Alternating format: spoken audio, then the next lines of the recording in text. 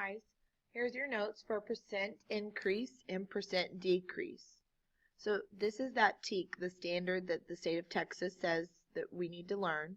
It's to solve problems involving ratios, rates, and percent, including multi-step problems involving percent increase and percent decrease. And that's what we're looking at today, the percent increase and the percent decrease. So let's start here.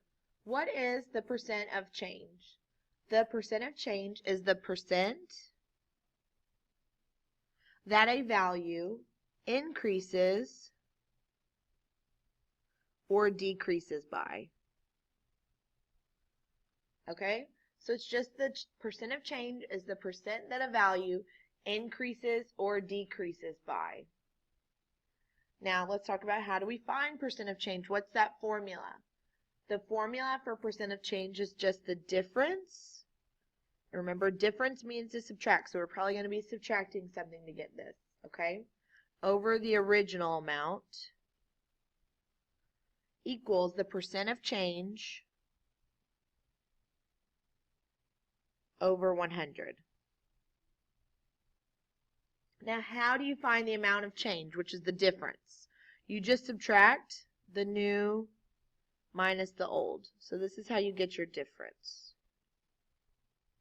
The new minus the old. If the new is greater than the old, it's a percent increase. If the new is less than the old, it's a percent decrease. That's how you tell. So if it's getting bigger to go to the new price or the new whatever, it's a percent increase. If it's getting smaller, it's a percent decrease. All right, let's do an example. If the price of John's cookies went from $10 to $15, what is the percent of change? Okay, this is my original. It went from $10 to $15. So since this is going up, this I'm going to go ahead and write it's a percent increase. Now, we're going to set up a proportion and solve. So to find the amount of change, we subtract the old or the original from the new. So I'm going to do 15 minus 10. And I get 5. So this right here is my difference. I'm going to put that up here. 5 is my difference. My original is 10. I'm going to put my percent of change is what I'm looking for. So I'm going to put an X here because I don't know that. Over 100. Remember, percent's always out of 100. So right here, I'm going to cross multiply. So 10 times X is 10X. 5 times 100 is 500. Divide by 10. You get X equals 50. Now, let's write this in a sentence telling us what we were looking for. John's cookies increased in price by 50%. All right? Remember, you can pause and go back to any of this if you get confused, okay? All right, let's go to the next page. All right, this one says Mr. Lewis decided it was time to sell his car. He originally bought the car for $12,100. After he bought it, he put some work into the car. He sold his car to an algebra teacher for $13,552. What was the percent of increase in the price of the car? So the first thing we're going to do is identify a variable. So in this one, I'm going to say the letter C is going to represent my percent of increase. Now let's write that formula again. Remember, it's difference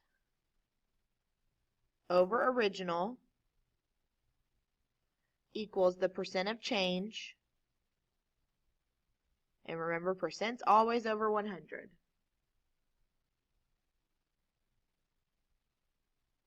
Now let's find that difference quantity. So to find the difference, you're just going to subtract the new minus the old. Okay? And when you subtract, you get 1,452. That's your difference. Now let's set up our equation, or the proportion for it, okay? The difference is 1,452 over the original, which is 12,100, equals C, the percent of increase, over 100. Okay, now we're going to solve. Let's cross multiply, find the cross product, and I get 12,100C equals 1,45200. Now we just divide.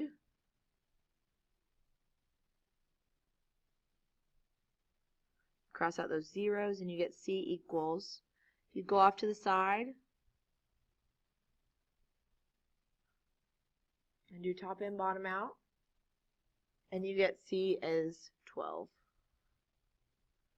So this means Mr. Lewis sold his car with a 12% increase in price. All right, now for the next two examples, the example 1 and the one on the next page, you're going to watch this short video.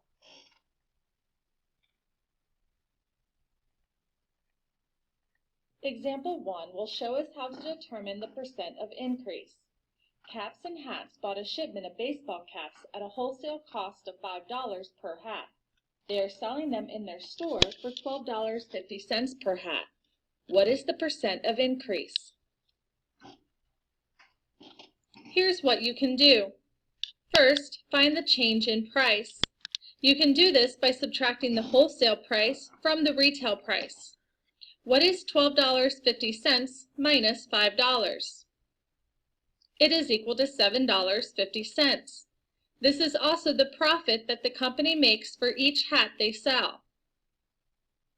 Second, write as a ratio the price change over the original price. $7.50 over $5. Third, use this ratio to set up a proportion using X% out of 100%. And now that you have your proportion, solve by creating the equation using cross products. $5 times X is 5X. $7.50 times 100 is 750. What do you need to do to solve for X? Divide both sides by 5. 5 divided by 5 is equal to 1X. 750 divided by 5 is equal to 150%. $7.50 is equal to 150% profit for the company.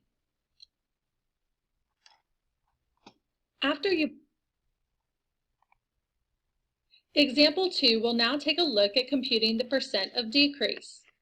You bought your car for $12,500 in 2004. Today it is only worth $10,200. What is the percent of decrease? Do you remember what you need to do first? First, find the change in price. You can do this by subtracting the price you paid minus the value of the car now. What is $2,500 minus $1,200? It is equal to $1,300. This is the loss of value on your car. Do you remember what you need to do next? Second, write as a ratio the price change over the original price. You're losing $1,300 from the original price, $2,500. Next, use this ratio to set up your proportion with X% out of 100%. And finally, solve this by creating your equation using the cross products. 2,500 times X is 2,500X. 1,300 times 100 is 130,000. What can you do to solve for X? By dividing both sides by 2,500, we can solve for X. 2,500 divided by 2,500 cancels out and equals 1X. 130,000 divided by 2,500 is equal to 52%. In the time since you bought your car, the value of the car has decreased 52%.